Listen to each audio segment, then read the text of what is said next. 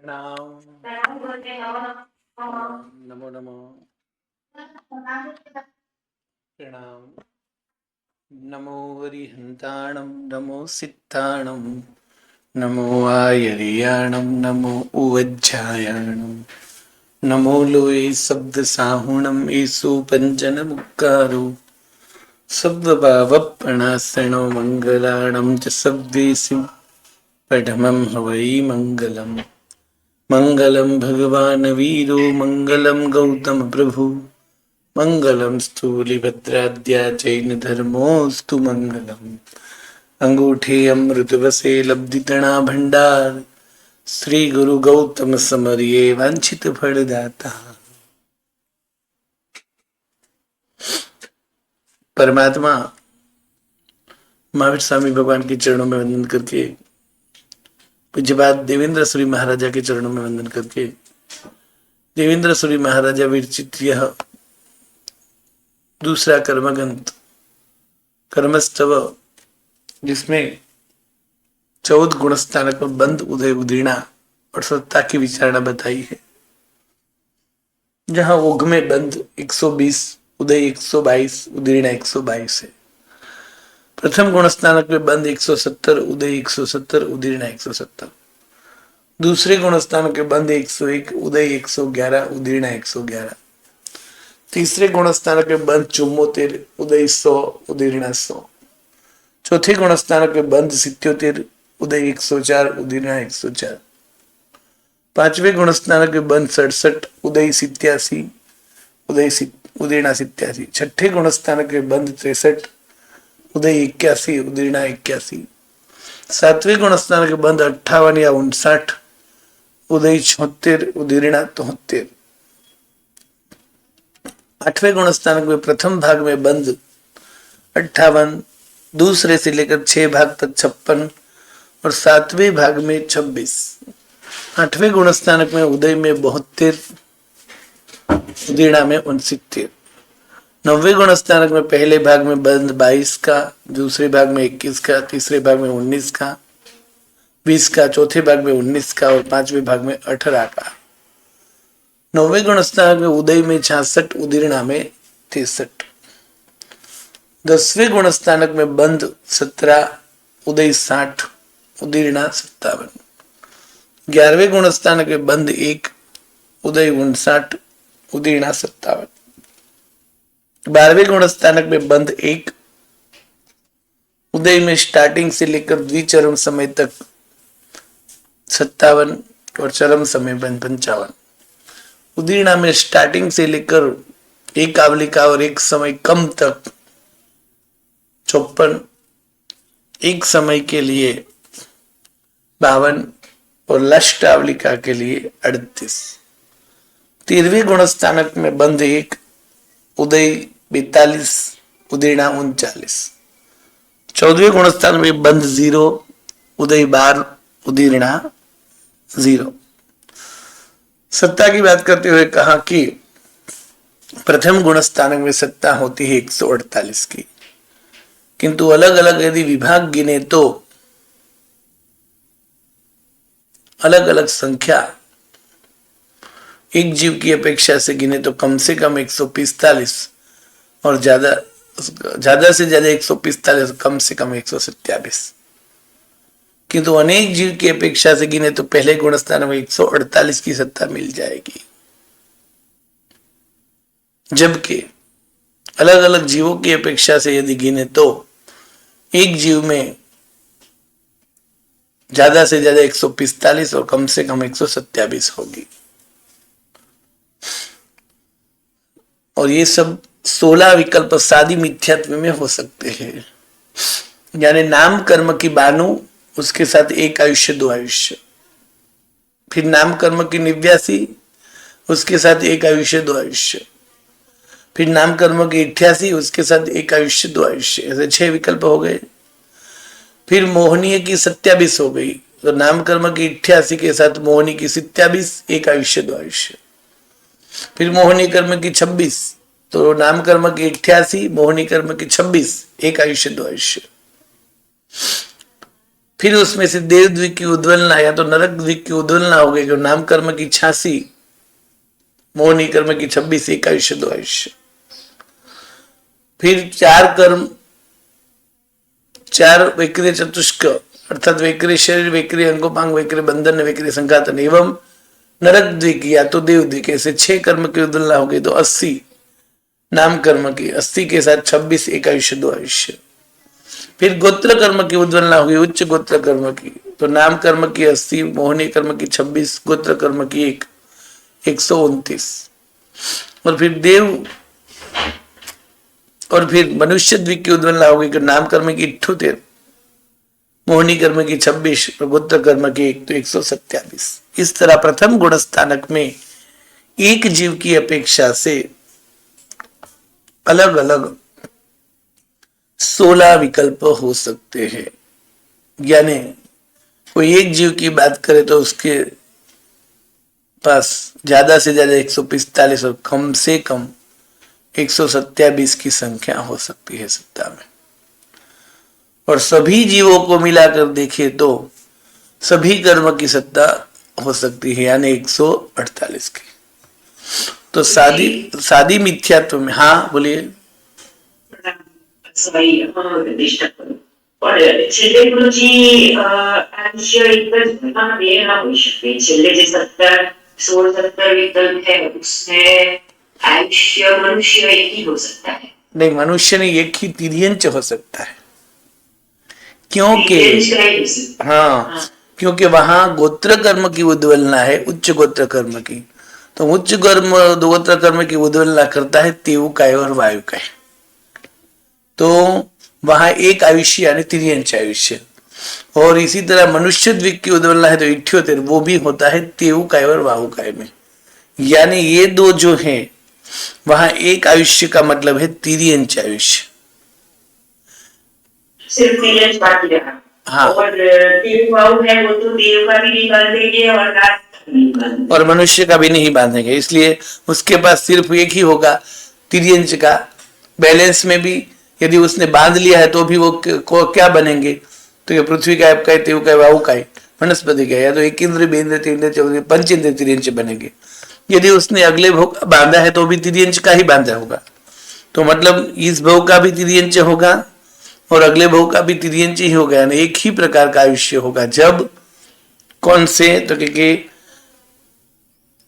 78 होगा तब, क्योंकि गोत्र कर्म की उद्वलना जो है वो किसको होती है, तो तेववाऊ को, इसलिए तेववाऊ ही होते हैं गोत्र कर्म की उद्वलना करने वाले।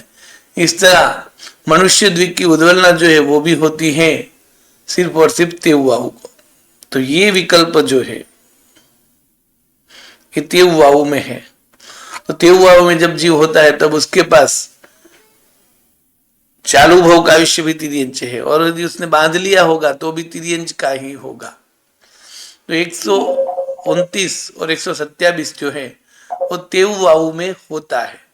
इसका मतलब ये नहीं है कि ये विकल्प 129 और 127 तेववाऊ के सिवा के सभी तिर्यंच में हो सकता है। 129 कोई भी तिर्यंच में हो सकता है, 127 भी कोई भी तिर्यंच में हो सकता है, किंतु 127 या 129 जो 127 या 129 जो है वो मनुष्य गति में नहीं हो सकेगा, क्योंकि उच्च गोत्र की उद्वलना वाला जीव तिर्यंच गति में ही होता है, मनुष्य द्वीप की उद्वलना वाला जीव भी तिर्यंच गति में ही होता है। किंतु ये जब होता है तब ये तेववाऊ है और बाद में कोई भी तिर्यंच में भी जा सकता है। तो ये जो दोनों सत्ता स्थान है वो तेववाऊ के अलावा सभी प्रकार के तिर्यंच में स्टार्टिंग के अंतर्मुत में मिल सकते हैं। जैसे तेववाऊ में कोई जीव है और उसने उच्च गोत्र की उद्वलना कर दी तो 129 है, और वहां से मरकर और पृथ्वी काय में गया तो स्टार्टिंग के अंतर्मुत तक ये सत्ता होगी, उसके बाद उसके पास उच्च गोत्र और मनुष्य द्वीप आ ही जाएगा, इसलिए फिर वापस बढ़ जाएगी। तो ये 29 और 127 ये सत्ता सिर्फ तिर्यंच में ही देखने मिलेंगी। हाँ बोलिए। तेववाऊ और दोनों ही अगले तेववाऊ में जन्म लेते हैं क्या? हाँ लेते हैं, मतलब वायु का पीछे अगला भाव वायु का बांध सकते हैं। हाँ वायु का जो है वो अगले असंख्य भव तक वायुकाय बन सकता है। और सीधे तेवुकाय भी ऐसे बन सकता हाँ, ऐसे बन सकता है। और वो और वहां से वापस यदि तेउवाऊ में से निकल कर भी जाता है तो तिर्यंच में ही जाएगा, सीधे मनुष्य तक तो आएगा ही नहीं। बराबर, हाँ। और ऐसे रुचि इन सब के लिए भी होगा क्या? किंतु अन्य सब्जियों के लिए, पृथ्वी अप देव के लिए, पृथ्वी अप वनस्पति के लिए। क्या मतलब उसके कितने भव हो मतलब गए? नहीं, जैसे तेव का भाव का है, दो का स्थिति में कई बार आ सकता है आपने कहा, हम्म। तो ऐसे ही पृथ्वी का आपका है और वनस्पति का है। हाँ, तो देखिए, पृथ्वी का ही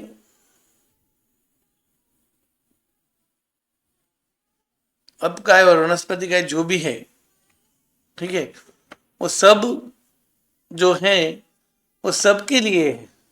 क्योंकि जो जीवो विचार है उसमें स्वका स्थिति बताई है, वो एक इंद्रिय में अनंत काय को छोड़कर बाकी सबकी असंख्य उत्सर्पिणी है।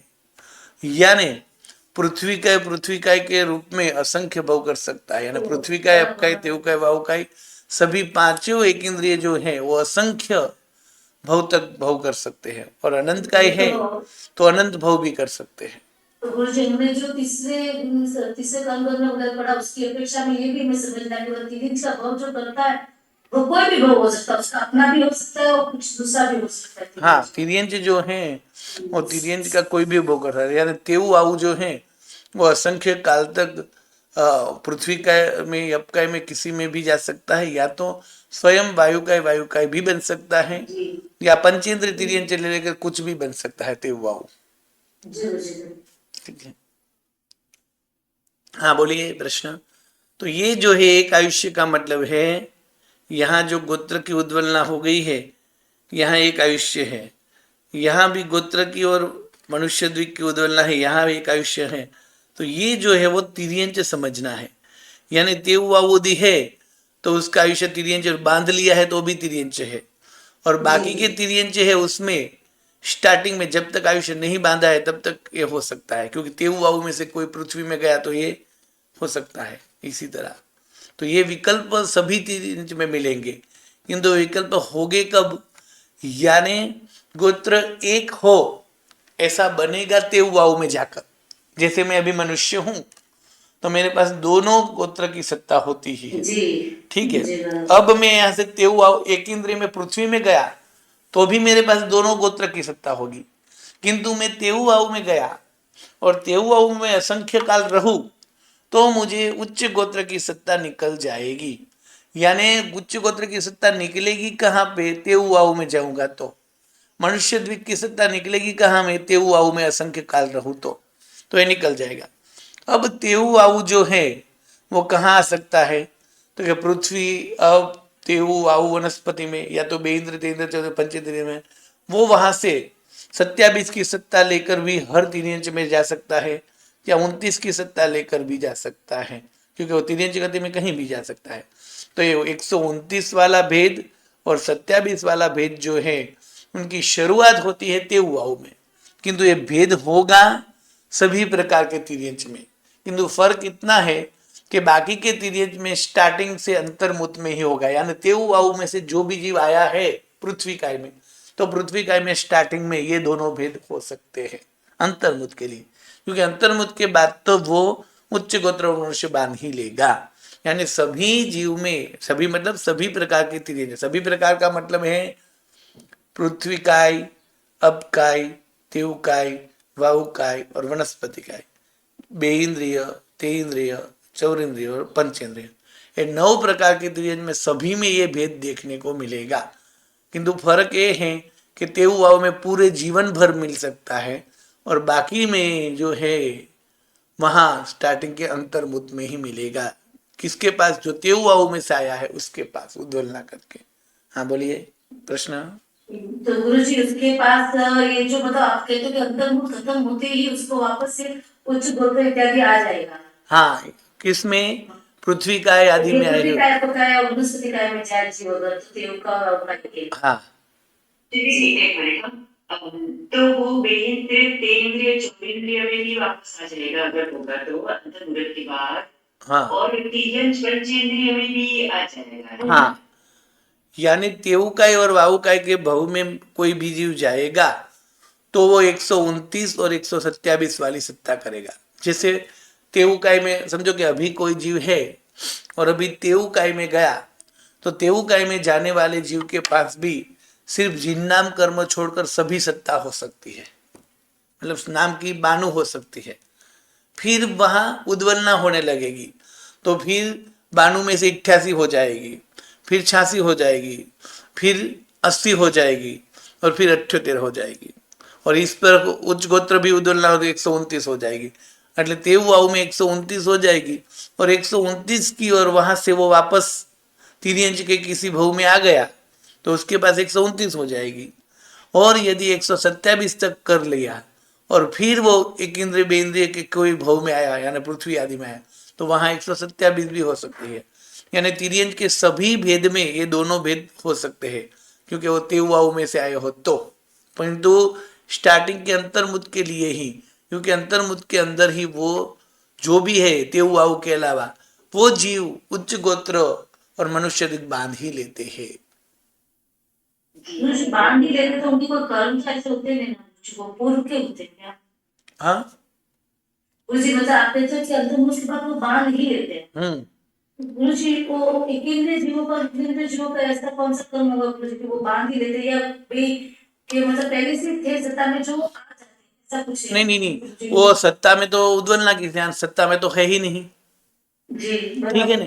तो नया बांधते हैं क्योंकि तेऊ आऊ अपने हम पृथ्वी काय की जब बात करें तो तीसरे कर्म में आ जाएंगे पृथ्वी काय, अप काय, तेऊ काय, वाऊ काय, वनस्पति काय जो है, तो पृथ्वी अप और वनस्पति में मनुष्य द्विग बांधते हैं, वो निकाला नहीं है, जबकि तेऊ वाऊ में नहीं बांध सकते हैं। तो पर्याप्त होने के बाद बांध ही लेते हैं, इसलिए आ ही जाएगा। बराबर, अच्छा बराबर जी गुरुजी, अब समझ पाएगा तीसरे कर्म। हाँ हाँ बोलिए प्रश्न। तो इस तरह प्रथम गुण स्थानक में यदि सादी मिथ्यात्वी जीव हैं तो उसके पास ज्यादा से ज्यादा 145 और कम से कम 127 हो सकती है, यानी 16 विकल्प हो सकते हैं। और अनेक जीवों की अपेक्षा से देखें तो 148 विकल्प, यानी 148 संख्या हो सकती है। ये हुआ सादी मिथ्यात्वी का। यदि अनादि मिथ्यात्वी की बात करें तो अनादि मिथ्यात्वी के पास कभी भी मोहनीय की 28 नहीं होगी और नाम कर्म की भी 88 से ज्यादा नहीं होगी। तो ये जो है, तो अनादि मिथ्यात्वी के पास ज्यादा से ज्यादा 139 और कम से कम 127, ये 8 विकल्प हो सकते हैं। और यही विकल्प अनेक जीव की अपेक्षा से देखें तो यहाँ 4 कर देंगे तो 141 हो जाएगी, इसलिए ऊपर 3 बताए थे 141 और बड़ा से बड़ा विकल्प 139। तो यहां से लेकर यहाँ सभी विकल्प अनादि मिथ्यात्व में भी आते हैं। इस प्रकार कुल 16 विकल्प बताए और अनेक जीव की अपेक्षा 148 और 141, तो ऐसे 18 विभाग 18 प्रकार की संख्या हो सकती है। अब दूसरा गुण स्थानक, तो प्रथम गुण स्थानक का ही हमें प्रयत्न करके याद रखना होता है, क्योंकि प्रथम गुण स्थानक में क्या है तो कि नाम कर्म की त्राणु अनेक जीव की अपेक्षा से, फिर बानु भी है, फिर 89 है, फिर 88 है, फिर 86 भी है, फिर 80 भी है और फिर 78 है। यानी नाम कर्म में इतनी संख्या 1 2 3 4 5 6 7 पहले गुण स्थान में इतनी 7 मिलती है। ये जो है सभी जीव को मिलाकर है। अब इसी प्रकार मोहनीय कर्म की 3 संख्या मिलती है, 28 27 और 26। और गोत्र कर्म की 2 और 1 और आयुष्य कर्म की 4 2 और 1। मतलब ये 4 कर्म का हमें याद रखना होता है, बाकी सब कर्म तो पूरे पूरे हैं। तो ये 4 जो है वो अनेक जीव की अपेक्षा से ही है, मतलब वो विकल्प में नहीं है, अनेक जीव की अपेक्षा से है। तो आयुष्य में 1 2, गोत्र में 1 2, मोहनी में 28 27 26 और नाम कर्म में ये इतनी संख्या याद रखकर हम कुल विकल्प कर सकते हैं। अब गुरुजी गुरुजी गोत्र चेंज क्यों होगा संस्कृत में? गुरुजी दोनों कैसे एक ही होगा ना? क्योंकि गोत्र जो है वो उच्च गोत्र की उद्वलना कब होगी? हाँ, वो जब अव्यक्त अवस्था में जब तेऊ आऊ में जाएगा तब, ठीक है। जी और तेऊ आऊ जीव जो है वो हमेशा मिथ्यात्व ही होगा, ठीक है। अब उच्च गोत्र की उद्वलना तब होती है यदि जीव मिथ्यात्वी हो और तेऊ आऊ में जाए तब। जबकि दूसरा गुण स्थानक है तो मतलब वो तेऊ आऊ हो ही नहीं सकता, क्योंकि दूसरे गुण स्थानक वाले तेऊ आऊ होते ही नहीं है, मनुष्य आदि होते। और जी दूसरे गुण स्थानक वाले चौथे गुण स्थानक आदि से ही आए हैं, ऊपर से ही आए हैं, मतलब उसके पास सभी प्रकृतियां सत्ता में होगी ही। अब वो पहले गुण स्थानक में जाएंगे, तेउआऊ में जाएंगे तो उच्च गोत्र की उद्वलना होगी ना। तो दूसरे गुण स्थानक वाला तो कभी तेउआऊ होगा ही नहीं, वो तो चौथे गुण स्थानक से आया होगा। तो या तो वो पंचेंद्रिय होगा, और यदि दूसरे भव में भी आ गया है तो पृथ्वी और वनस्पति होगा, उससे नीचे तो वो होगा ही नहीं। इसीलिए उच्च गोत्र की उद्वलना दूसरे गुण स्थानक में नहीं है, पहले गुण स्थानक में ही है। अब दूसरे गुण स्थानक से कहे तो दूसरे गुण स्थानक से तो दो ही कर्म याद रखने होते हैं कि 8 कर्म में से 6 कर्म तो पूरे के पूरे है। 1 2 3 4 5 और 6, मतलब पूरा चार्ट याद रखने के लिए 6 कर्म तो पूरे हैं, मतलब 6 कर्म की जितनी संख्या है वही लिखनी है। ज्ञानावाणी कितने हैं? 5, दशनावाणी 9, विदनीय 2, अंतराय 5, गोत्र 2 और मोहनी 28। तो 8 में से 6 कर्म तो पूरे के पूरे है। अब नाम कर्म में 2 विकल्प है, क्योंकि जिन नाम कर्म है ही नहीं, तो ज्यादा से ज्यादा 92 और कम से कम 88। तो ये हो गए 2 विकल्प। अब एक बार उसके साथ एक आयुष्य, एक बार 2 आयुष्य, तो हो गए 2 विकल्प। इसके साथ एक आयुष्य और 2 आयुष्य, हो गए 4 विकल्प। बस यही 4 विकल्प तो है। तो मतलब के नाम कर्म में 92 और 88 रख देनी है, और दोनों के साथ एक आयुष्य 2 आयुष्य कर 4 विकल्प हो गए। और अनेक जीव की अपेक्षा से देखेंगे तो 4 आयुष्य रखेंगे तो ये हो जाएगा 147। तो ऐसे 5 संख्या है जिसमें एक जीव की अपेक्षा से विकल्प तो 4 ही है। यानी दूसरे गुण स्थानक वाले पास ज्यादा से ज्यादा 145 और कम से कम 140 होती ही है। ये हुआ दूसरा गुण स्थानक।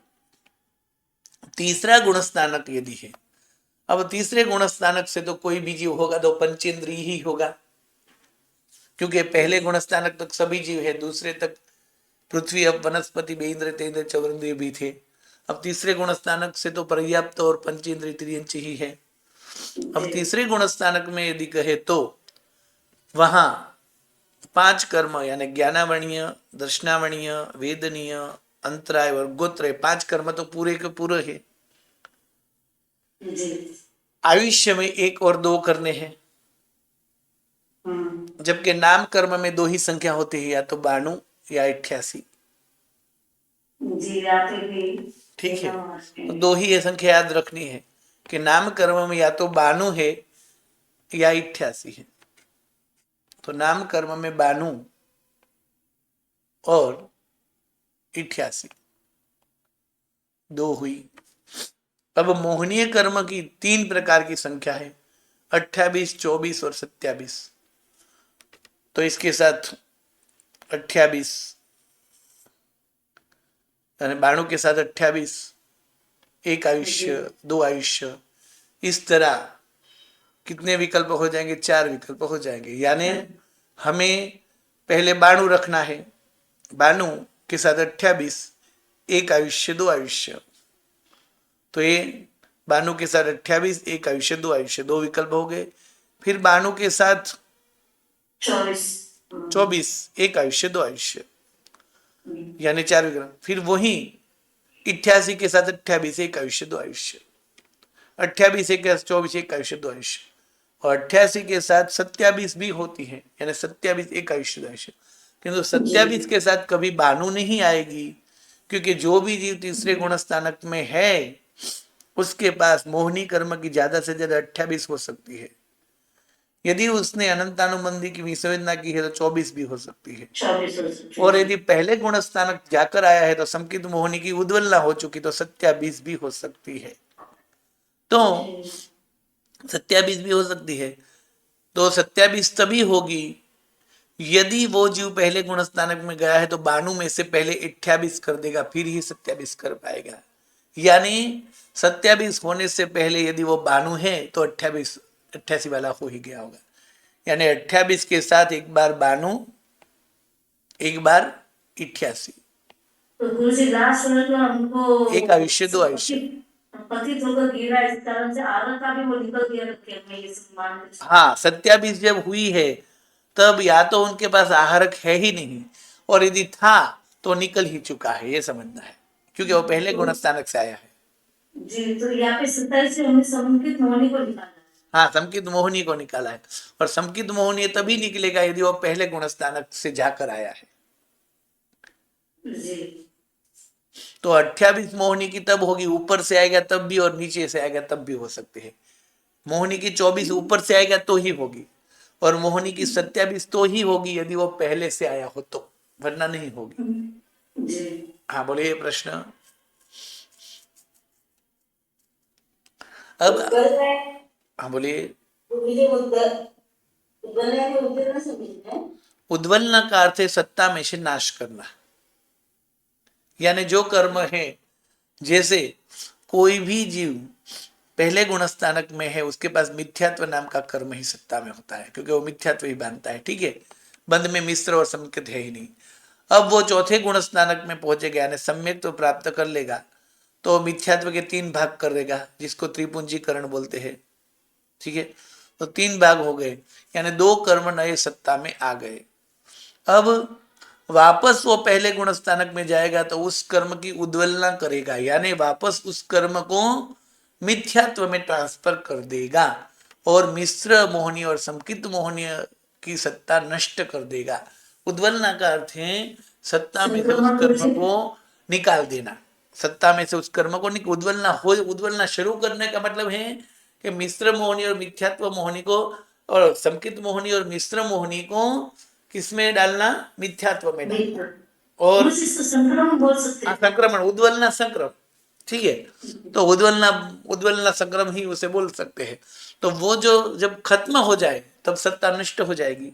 यानी उद्वलना कर देने का अर्थ है संकित मोहनी और मिश्र मोहनी पूरा खत्म कर देना, यानी कि सत्ता में से निसत्ता पूर्ण नाश कर देना। उसको विच्छेद भी बोला। हाँ, विच्छेद बोले तो भी नाश करना ही होगा ना? विच्छेद बोले तो जो विच्छेद है वो नाश जो है, उसमें एक फर्क वो है कि विच्छेद का नाश जो है वो ज्यादातर गुण के हिसाब से होता है, यानी ऊपर जाने के समय जब नाश करते हैं, ठीक है, तो वो जो है शपक श्रेणी में जो होता है, जैसे देखिए शायिक सम्यक तो प्राप्त जब करते हैं ना, शायिक सम्यक तो यदि कोई जीव प्राप्त करेगा तो वो भी पहले अनंतानुबंधी का क्षय करेगा। ठीक है, फिर मिथ्यात्व का क्षय करेगा, फिर मिश्र का क्षय करेगा, और फिर संकित मोहनी का क्षय करेगा, तो वो शायिक सम्यक भी बन जाएगा। तो वो जो है वो भी विच्छेद या सत्ता में से नाश करना ही है। यहां भी मिश्र मोहन और संकित मोहनी सत्ता में से नाश ही करना है, किंतु वो गुण नहीं हुआ, वो सब किस में ट्रांसफर हुआ? मिथ्यात्व में गया। यानी जीव कर्म से रहित नहीं हुआ है, जी, पूर्णतः खत्म नहीं हुआ है, खत्म नहीं हुआ है, वो तो मिथ्यात्व में चला गया है, चेंज हो गया है। या तो चेंज भी हो गया तो भी उसके पीछे का कारण क्या है? शुद्धि नहीं है, मलिनता है। मतलब संकित मोहनी और मिश्र मोहनी जो कर्म जो कम रस वाले थे वो ज्यादा रस वाले हो रहे हैं, ये हुआ उसका अर्थ। तो वो लाभ नहीं है, इसलिए वहां विच्छेद नहीं, मतलब उद्वलना बोला है। बाकी उससे बोलो विच्छेद हुआ, तो विच्छेद का मतलब ये है ना कि फिर वो सत्ता में कभी आए ही नहीं, ऐसा है। फिर ये तो जो है वो उद्वलना होने के बाद वापस सम्यक तो प्राप्त करेगा, तो फिर वापस 3 पूंजीकरण होगी तो वापस सत्ता में आएगा, इसलिए उसे विच्छेद नहीं किंतु उद्वलना। हाँ, किंतु ये कह सके सत्ता में से नाश हो गया। तो फिर वो विसंयोजना बोलते हैं ना बोलते हैं। हाँ, अनंतानुबंधी के लिए विसंयोजना है, इसलिए विसंयोजना बोलते हैं ना। और विसंयोजना का अर्थ क्या है कि क्षय किया है, और अनंतानुबंधी की विसंयोजना क्षय करने के समय में भी क्या है मालूम है कि अनंतानुबंधी का जब क्षय होता है ना चार का, और जीव फिर आगे नहीं बढ़ के रुक जाता है, इसीलिए उसको विसंयोजना बोला है, यानी वो सत्ता में से निकल गया है। किंतु विसंयोजना करने वाले जीव को नियम नहीं है, को नीचे गिरकर बांधेगा ही शक्यता है, ऐसा है। ठीक है, समझो कि अनंतानुबंधी का विसंयोजना जिसने किया है वो यदि नीचे जाए ही नहीं और 20 वर्ष के बाद ऊपर जाए तो उसको मिथ्यात्व से क्षय शुरू करना होता है, यानी उसको वापस अनंतानुबंधी का क्षय नहीं करना होगा। यदि वो पहले में जाएगा तो इसलिए उसको भी क्षय, उस क्षय के विसंयोजना बोलेंगे। जबकि यहाँ तो क्या है कि पहले में जाकर जीव ने संकित मोहनी और मिश्र मोहनी को खत्म किया है, किंतु सारा उसने मिथ्यात्व में डाला है, ये फर्क है। अलग अलग है, संक्रमण अलग, विसंयोजना अलग, हाँ, विच्छेद अलग। तीनों में सत्ता में से कर्म निकल, क्षय में भी सत्ता में से कर्म निकल रहे, विसंयोजना में भी सत्ता में से कर्म निकल रहे, उद्वलना में भी सत्ता में से कर्म निकल रहे, पर तीनों में फर्क है। क्षय वो है जो कभी भी वापस नहीं आएगा, ठीक है, उसे क्षय शब्द से किया। आने की जो शक्यता है उसे विसंयोजना बोले है, और आने ही वाला है उसे उद्वलना बोला है। जी जी। तीनों में फर्क है। प्रभु जी, हाँ। प्रभु जी उद्वलना यानी सत्ता में से नाश किया लेकिन वापस आएगा। हाँ, आएगा, और सत्ता में से नाश किया वो बराबर है, किंतु उस कर्म को नाश करने के पीछे का कारण है जीव की मलिनता, ये मुख्य बात है। उद्वलना में। हाँ, क्योंकि उद्वलना में ये है, देखिए जैसे नीचे जाएगा तो यहाँ मनुष्य तेऊआऊ में जाएगा तो उसने मनुष्य द्वीप की सत्ता का नाश किया, ठीक है ना, अच्छा का खराब कर दिया। हाँ, अच्छा का खराब कर दिया, मतलब ये हुआ कि वो नरक, क्योंकि क्षय में क्या होता है, सबसे पहले नरक द्वीप और तिर्यंच द्वीप का क्षय होता है, ठीक है, फिर देव द्वीप का क्षय होता है, और फिर लास्ट में मनुष्य द्वीप का क्षय होता है। जबकि तेऊआऊ में जाने से क्या है, तो तेऊआऊ वो ऐसा भव है दुर्गुण वाला, यानी निम्न भव, वहां मनुष्य द्वीप का नाश हो गया, यानी अच्छी प्रकृतिया को नाश कर दी। तो उद्वलना में ये है, हाँ, तो उद्वलना में ये है जो बाकी की प्रकृति है, वैसे वैक्री अष्टक की उद्वलना की, तो उसमें ये है कि अन्य में मतलब जो चालू भव है उसके, उसमें सब कुछ ट्रांसफर करके उसने सत्ता नष्ट की, यानी जो मनुष्य द्वीप की राशि यानी मनुष्य द्वीप संबंधी कर्म उसके पास था वो सब उसने किस में कन्वर्ट किया, तिर्यंच में। गुरुजी, हाँ बोले। तो फिर हम खराब में ट्रांसफर, ऐसे शुभ में भी ट्रांसफर होता है ना? हाँ, शुभ में ट्रांसफर होता है, शुभ में ट्रांसफर उच्च ऊपर के गुण स्थानक में होता है। जब 8वें गुण स्थानक में जीव जाता है तो गुण संक्रम होने लगता है ना। हाँ, तो अच्छे में डालना मतलब सब। हाँ, किंतु अच्छे में डालना तो कि अच्छे में डालकर जो है वो कोई भी कर्म प्रकृति जो है वो ऐसी नहीं है कि अच्छे में डालकर पूरी क्षय की जाए। जैसे यदि मैं ऊपर के गुणस्थान में शुभ भाव में हूं तो मैं नीच गोत्र का ट्रांसफर उच्च गोत्र में करता ही रहता हूं, ठीक है, किंतु पूरा नीच गोत्र में ट्रांसफर नहीं कर सकता हूं, क्योंकि नीच गोत्र की सत्ता कब तक है, नीच गोत्र की सत्ता, हाँ, वो तो उदय है, सत्ता बोला ना गुरुजी ने। हाँ, नीच होते तो गुरुजी चौथे गुस्सा तक रहता है ना, लास्ट में जाता है ना। हाँ, यही तो कह, नीच गोत्र की सत्ता कहाँ तक रहती है, 14वें तक है।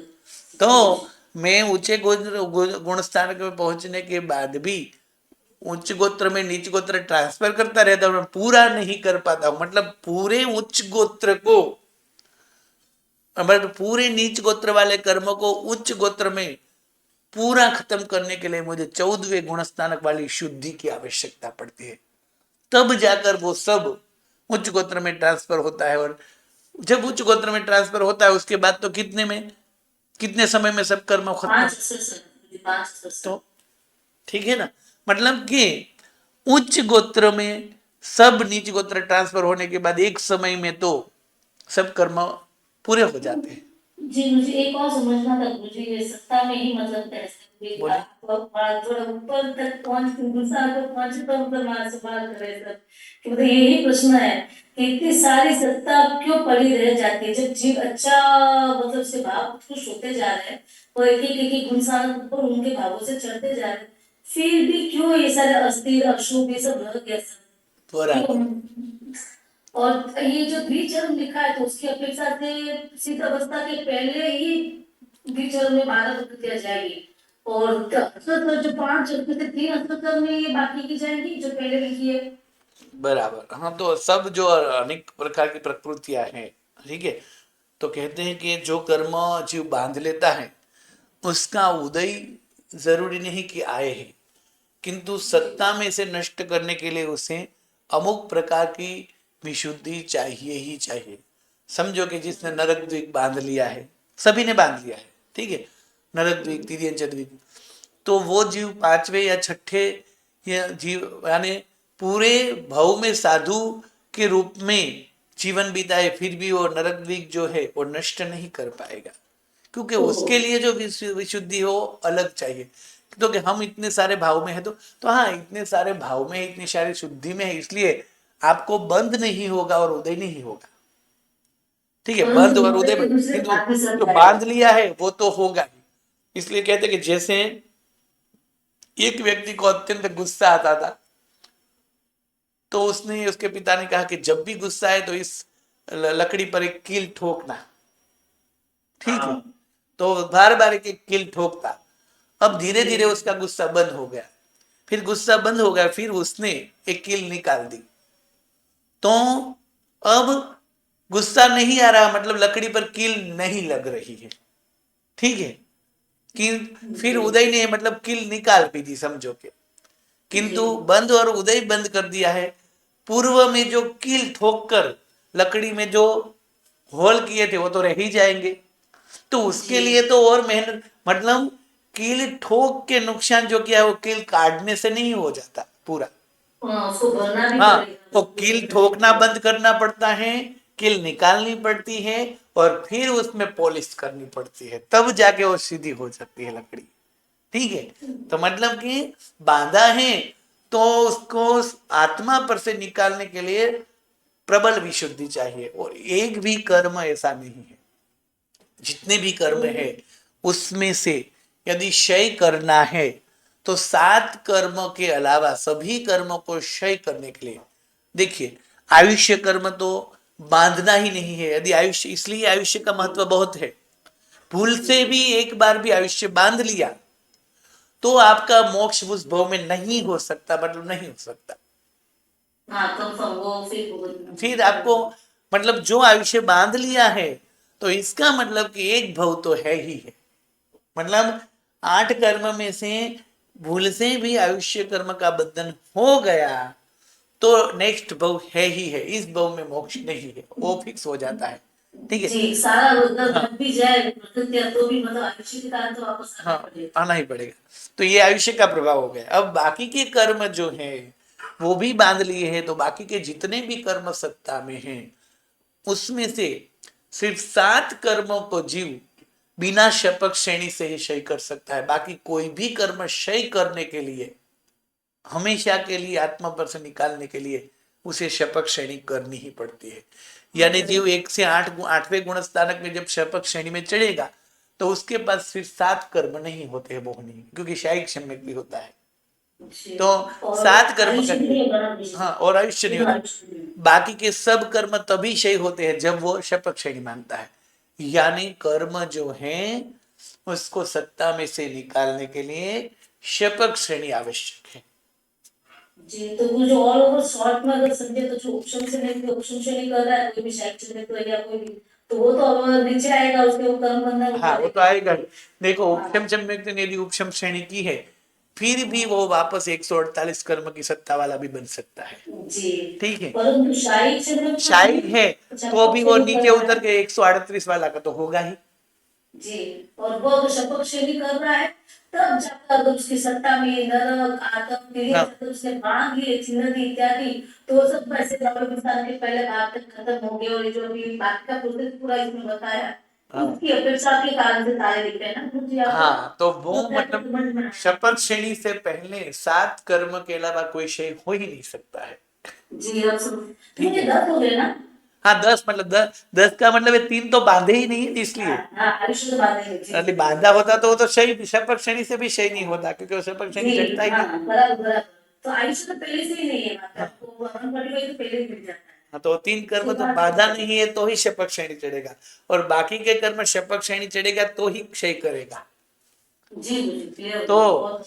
सब में सिर्फ 7 कर्म ऐसे हैं कि जीव शपथ श्रेणी के बिना क्षय कर सकता है, और उनका नाम है सम्यक तो प्राप्त करना, मतलब शाही सम्यक तो प्राप्त करना। ठीक है। પરંતુ બધી ચતુર્થ અને 3 સંયુક્તો એટલું જ. हाँ, दर्शन मोहनी और अनंत मतलब दर्शन सप्तक। ठीक है। हाँ। जी जी। तो गुरु जी एक बार विषय क्लियर मैं करना चाहती हूँ, वो उद्वलना, वो हाँ। जो स्नेहा जी बोल रहे थे उनका भी बीच में रह गया। हाँ, बोलिए। तो स्नेहा जी सॉरी हाँ, तो उद्वलना यानी कर्मों की जो अध्यवसाय जिसका टाइम पीरियड छोटा है उसको बड़ा करना, या फिर नहीं, जिसकी वो जो गति है का कम वो है उसको उद्वल ज्यादा करना। नहीं, वो जो टाइम पीरियड को बड़ा और छोटा करना उसका नाम है उद्वर्तना। क्या है? उद्वल उसका नाम है उद्वर्तना। यानी जहां उद्वर्तना शब्द आए उसका मतलब है कर्म के स्थिति को बढ़ाना। जैसे मेरे पास साता की स्थिति है और उद्वर्तना के द्वारा मैं असाता के कर्म साता में डालूंगा और साता की स्थिति बढ़ जाएगी तो वो उद्वर्तना हुई। ठीक है। उद्वर्तना का अर्थ है बढ़ाना, और अपवर्तना का अर्थ है घटाना, और यहाँ उद्वलना है। उद्वलना, उद्वलना का है उल्टी करना, वॉमिट कर देना, निकाल देना। और उद्वल वॉमिट करना। क्या निकाल देना। तो उद्वलना का अर्थ है सत्ता में से निकालना। यानी जैसे मैंने खीर खाई है और मेरे पेट में से निकाल दी, तो अच्छी खीर जो थी उसकी वोमिट कर दी, यानी संकित मोहनी और मिश्र मोह ने निकाल दिया, सब कुछ मिथ्यात्व में कर दिया, गंदा कर दिया।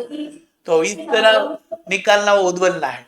पर उद्वर्तना का अर्थ तो है स्थिति बढ़ाना, तो उद्वर्तना अलग है, उद्वलना अलग है। तो संक्रमण वही हुआ है गुरु जी फिर। हाँ, संक्रमण जो है, ठीक है, उद संक्रमण के अनेक भेद है। उद्वलना संक्रम जो है, वो उद्वलना संक्रम यहाँ जो है वो नीचे उतर कर निसत्ता होने वाली प्रकृति की बात की है। ठीक है। फिर चीर उद्वलना आती है, फिर संपूर्ण उद्वलना आती है। जैसे 14वें गुण स्थानक के हम जाते हैं तो 14वें गुण स्थानक में 14वें गुण स्थान में कितने प्रकृति की उदय है? 85 इस बार 85 है गुरु जी, प्रकृति नहीं, उदय उदय में कितने 12 है? जी, 12 12 ही है, और सत्ता में तो 85 है। जी, ठीक है। तो बाकी की 73 है, वो कैसे संक्रम हो गई? तो उसे भी एक संक्रम ही कहा जाएगा जिसका नाम है स्थिपुक संक्रम। और इसके भी इतने सारे भेद हैं। हाँ, यानी संक्रम के कई सारे भेद है, इसमें एक उद्वलना नाम है। जी मुझे बहुत कंफ्यूजिंग है गुरु जी मेरे लिए। उद्वलना तो समझ में आ गया, चलो। ठीक है। उद्वर्तना का अर्थ है स्थिति बढ़ाना, अपवर्तना का अर्थ है घटाना, और उद्वलना का अर्थ है स्थिति में से कर्म जो सत्ता में उसको निसत्ता करना। पर वो उद्वलना में हमेशा निसत्ता कैसे होता है कि जीव नीचे की स्थिति में आता है और नरक द्वीप को छोड़कर बाकी सभी अच्छी प्रकृतियां को नष्ट करता है। उसमें नरक द्वीप भी है, इसलिए सभी अच्छियां नहीं बोलेंगे, परंतु जितनी भी है, समझो कि तेऊ में कोई जीव गया तो वो आहारक द्वीप की उद्वल आहारक चतुष्क की उद्वलना करेगा। आहारक शरीर, आहारक अंगोपांग, आहारक बंधन, आहारक सद संघातक। उसी तरह वैक्री अष्टक की उद्वलना करेगा तो वो सब कर्म प्रकृति और सत्ता में से नष्ट करेगा, किंतु वो नष्ट की हुई जो प्रकृति है वो वापस नहीं आएगी, ऐसा कोई नियम नहीं है, वो वापस आ जाएगी। तो वो उद्वल मतलब हाँ वो उद्वलना है, उद्वलना नहीं वापस तो हाँ आ सकती हाँ है। संक्रमण करते वो भी वापस आएगी। हाँ संक्रमण करते हैं वो भी वापस आएगी। मतलब संक्रम के अनेक प्रकार है, उसमें उद्वलना एक संक्रम का ही प्रकार है। जी, मतलब विच्छेद करेंगे तो वापस नहीं आएगी। हाँ विच्छेद करेंगे तो मतलब क्षय करेंगे तो वापस नहीं आएगी। यानी क्षय शब्द जहां है वहां उसका अर्थ है ये प्रकृति अभी सत्ता में कभी नहीं आएगी, और इसीलिए क्षय तो किया है किंतु जो वापस आने की चांस है उसे विसंवेदना शब्द बोल दिया है। पर लेकिन गुरु जी हम लोग बात नीचे बोलते हैं तो यही समझ सकते हैं कि ये दूसरे गुण स्थान के बाद ये बंदी है और इतने विच्छेद बंदी इतने 25 को ले नहीं रहा हाँ है। तो तो वो दो जो है वहां इसलिए स्पष्ट दूसरे कर्मगण में लिखा है कि विच्छेद का अर्थ क्या करेंगे। देखिए बंध में कहा कि यहां इसका बंध विच्छेद हुआ है। अब सत्ता मोक्षय की जगह सत्ता विच्छेद भी बोल सकते हैं, ठीक है, क्षय बोलो या सत्ता विच्छेद बोलो दोनों एक ही हुआ। अब यहां बंध विच्छेद हुआ है तो वहां क्या कहा है कि जहां विच्छेद शब्द है वहां पे वो विच्छेद होने के बाद वापस ऊपर के स्थान में नहीं बंध में आएगा, उसे विच्छेद हमने बोला है। जी, वो वापस नहीं आया नीचे गुण स्थान में गए तो भी नहीं बांधेगा, ऐसा थोड़ा बोला है। वो हाँ तो ये विवेक हाँ वापस आ जाएंगे। हाँ वो तो बंद और उदय में उन्होंने पहले ही खुलासा किया है कि बंद विच्छेद और उदय विच्छेद का अर्थ यही समझना है कि वो ऊपर के स्थान में जा रहेगा तो नहीं आएगी, एक बार जाने के बाद में उसने जो स्थान प्राप्त किया यानी कि जो स्थान प्राप्त किया उस कारण से वो बंध में से या उदय में से मुक्त हो गया। यदि उस स्थान को वो ग्रहण करे रखेगा और ऊंचे स्थान पे जाएगा तो नहीं आएंगे, वरना तो आएंगे, वो तो पहले ही बोल दिया है। वरना तो आएगा जी गुरु जी गुरु जी। और सत्ता में से हाँ और सत्ता में से ऐसा है कि सत्ता में से तो 7 कर्म के सिवा कोई निकाला ही नहीं है, क्योंकि शपथ श्रेणी में ही निकाला है, और शपथ श्रेणी में निकलने के बाद वो वापस आने वाला ही नहीं है।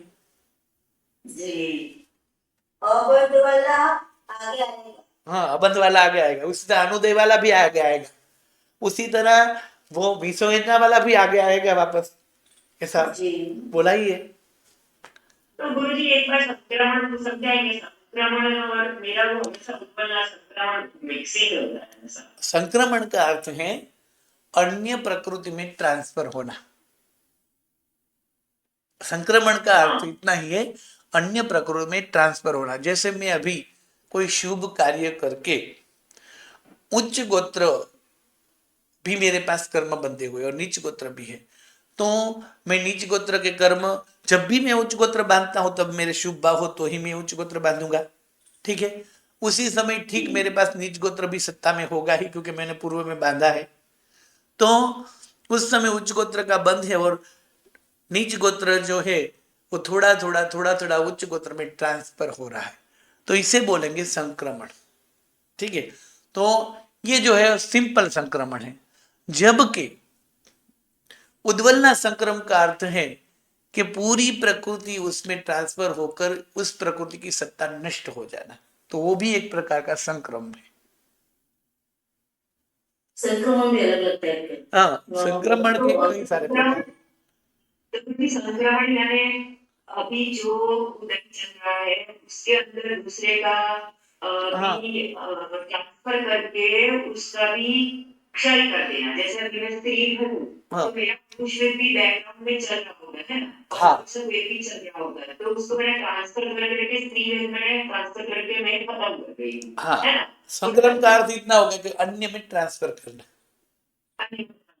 हाँ लेकिन उद्वलना भी संक्रमण का ही प्रकार है, एक एक भेद है। भेद है। उसमें यह है कि वो पूरी प्रकृति निसत्ताक हो जाती, मतलब पूरी निकल जाती है, ये फर्क है। जी, और ये रिवर्स में जाती है, मतलब हाँ अच्छा वाला खराब ट्रांसफर करता हाँ है। तो गुरुजी उद्वलना भी सब व्यक्ति में ही ट्रांसफर होगा ना, जैसे कि संक्रमण होते हैं।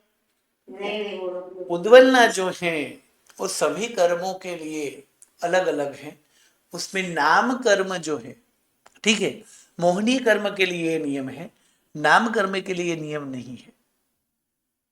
और हाँ, संक्रम जो है वो संक्रम तब तक सजातीय कर्म हाजिर होता है तब तक है।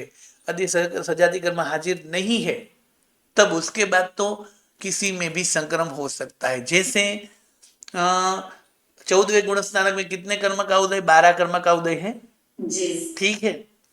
अब 85 कर्म सत्ता में है, जी तो उसमें तो कई सारी प्रकृतियां ऐसी हैं कि जो अभी हाजिर ही नहीं है, मतलब उदय में, बराबर। फिर भी सभी का संक्रमण हो जाएगा।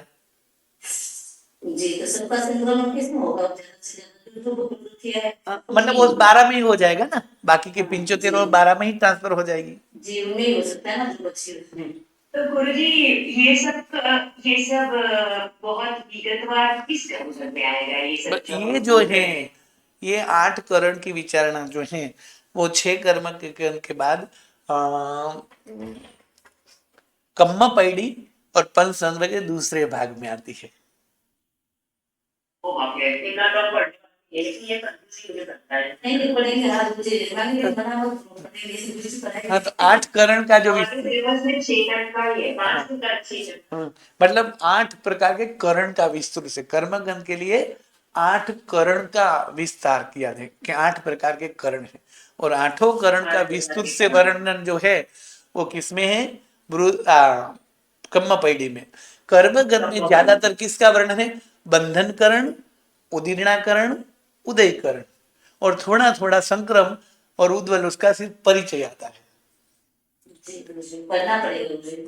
हाँ, 8 गुरुजी, हाँ बोलिए। गुरुजी, आप एक छोटा सा कुछ लिख के ये थोड़ा कंफ्यूजिंग क्लियर हो जाए, ऐसा लिख के भेज सकते हैं क्या? हाँ ठीक है, 8 करण की जो व्याख्या है वो एक पाठ लेंगे जिसमें सामान्य से उसका विस्तृत स्वरूप तो कम्म पैडी में आता है। एक दिन क्लास रखेंगे कि 8 करण का अर्थ क्या है, मतलब ये करण क्या कर रहा है, तो उनकी विचारणा करेंगे एक दिन।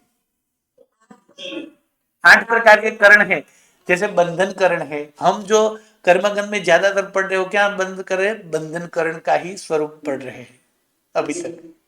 उस प्रकार एक ही करण नहीं, 8 करण है। गुरुजी मेरी आवाज आ रही है? हाँ बोलिए।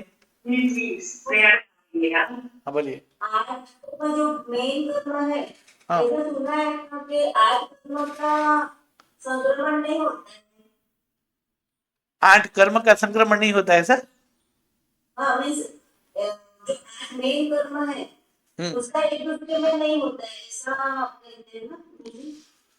8 कर्म जो है, ठीक है, देखिए उसमें संक्रमण की बात यदि करेंगे तो ज्ञानावर्णीय में किसी का संक्रमण करने की आवश्यकता ही नहीं पड़ेगी, ठीक है ना। मतलब वही पूरा समझना पड़ेगा संक्रमण करने के लिए किसका संक्रमण किसमें होता है, वो पूरा एक चैप्टर है संक्रमणकरण का। तो ज्ञानावर्णीय जो है उसमें तो ऐसा होगा ही नहीं, क्योंकि 5 ही कर्म है, और 5 का बंधन करण जो है एक साथ में ही है। मतलब जब भी बंध में है तो 5 5 10वें गुण स्थानक हर जीव बांधता है। अब 5 का उदय भी सभी जीव को है 12 के तक, तो उसमें मति ज्ञान का श्रुत ज्ञान में, श्रुत ज्ञान का मति ज्ञान में वो संक्रमण करने की आवश्यकता ही नहीं होती। तो ऐसे कई सारे कर्म ऐसे हैं। जब ज्यादातर होगा किसमें? तो मिथ्यात्व में, मोहनीय कर्म में और नाम कर्म में ये सब आएगा। हाँ, बाकी कर्म में तो ऐसा होगा। अब बाकी रहे आयुष्य कर्म, तो आयुष्य कर्म में तो कभी भी कोई भी आयुष्य कोई में संक्रमेगा ही नहीं। तो वो मतलब ज्ञानावर्णीय, अंतराय और आयुष्य में तो ये आवश्यकता ही नहीं हुई, ठीक है ना, क्योंकि ज्ञानावर्णीय 5, अंतराय 5 वो तो एक साथ में ही जाते हैं सब में, तो वहां संक्रम की आवश्यकता ही नहीं रही। उस प्रकार ना तो आयुष्य कर्म की संक्रम की आवश्यकता रही, क्योंकि आयुष्य कर्म किसी में संक्रम होता ही नहीं है, सिर्फ उसमें। इसलिए हर कर्म में 8 करण समझाए हैं कि कौन से कर्म में कितने करण लागेंगे 8 में से, वही कम्म पेड़ में दिया है।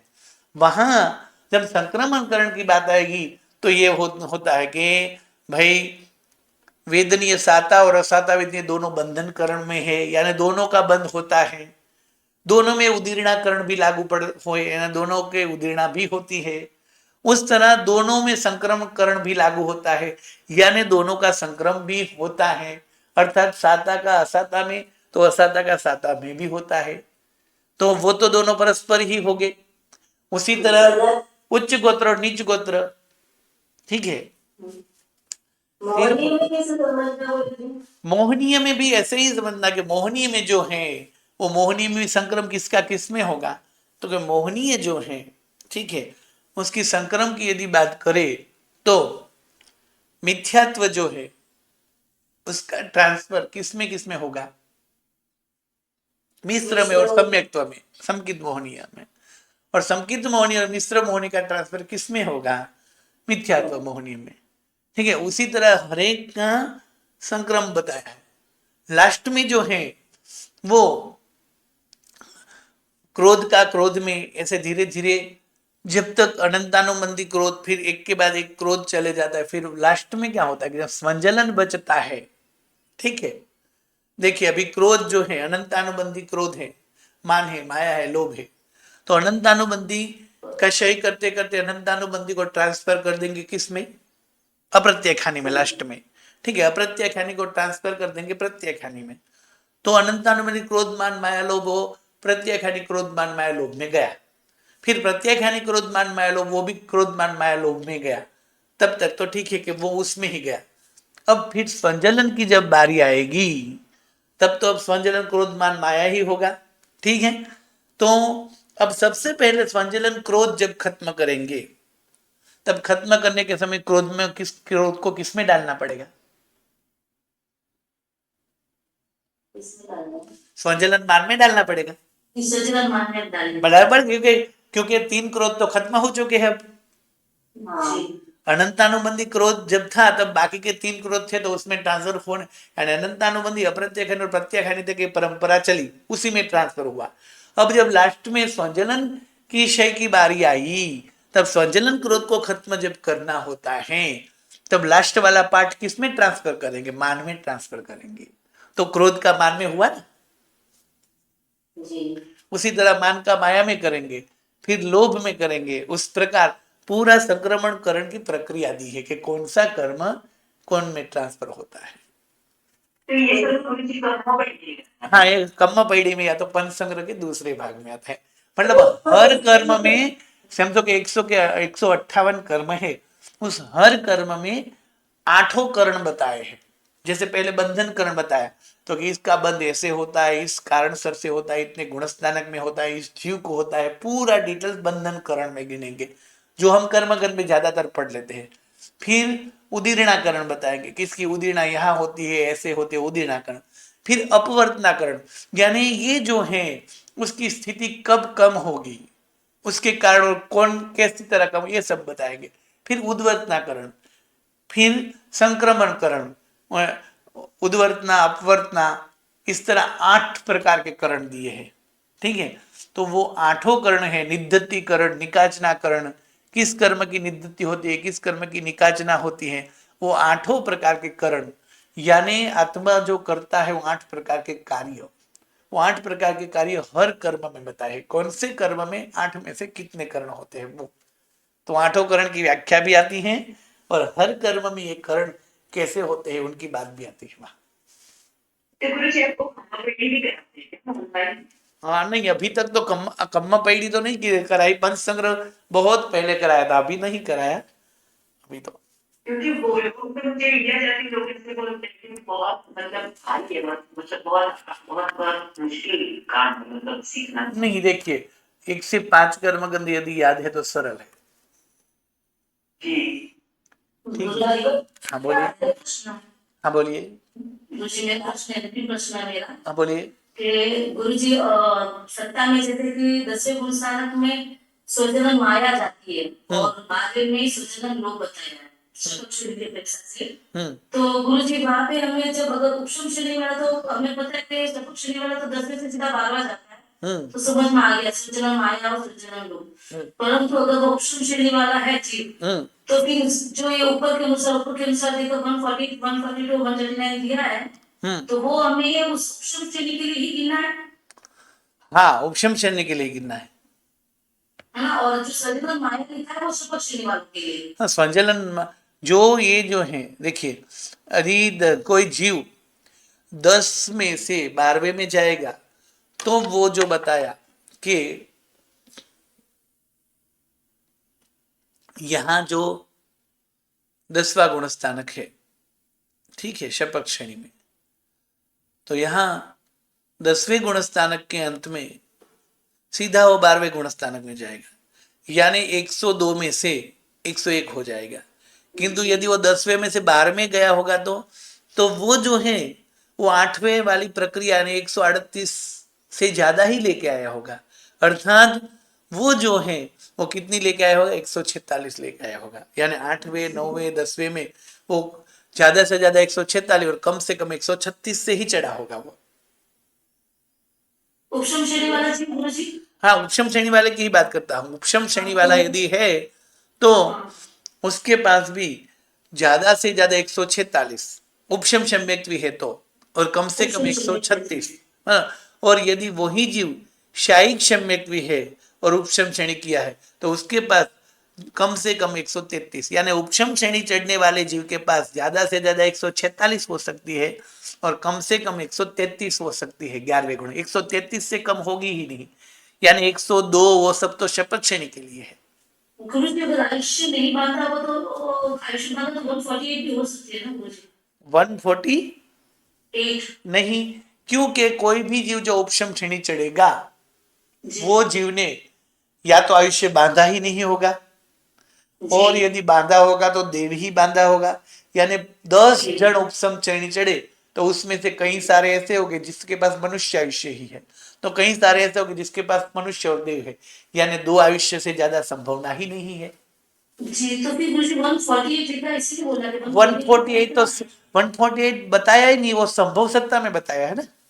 जी, संभव सत्ता की अपेक्षा से पूछ रही हाँ थी हाँ, संभव सत्ता की अपेक्षा से जो 148 जो 8वें 9वें 10वें और 11वें में है ना, वो संभव सत्ता की अपेक्षा से, मतलब कि नीचे गिर कर ये शक्यता है। इसलिए पहले ही बता दिया ना कि 1 से 11 तक दूसरे तीसरे को छोड़कर 148 जो बताई है, तो 8वें 9वें 10वें और 11वें में 148 बताई है, वो ये है कि भविष्य में इस जीव को ऐसा हो सकता है, यानी संभव सत्ता की अपेक्षा से। जी जी, किंतु सद्भुत की अपेक्षा से तो ज्यादा से ज्यादा 146 ही हो सकती है।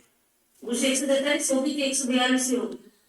ज्यादा से ज्यादा 146 और कम से कम 133 तक हो सकती है।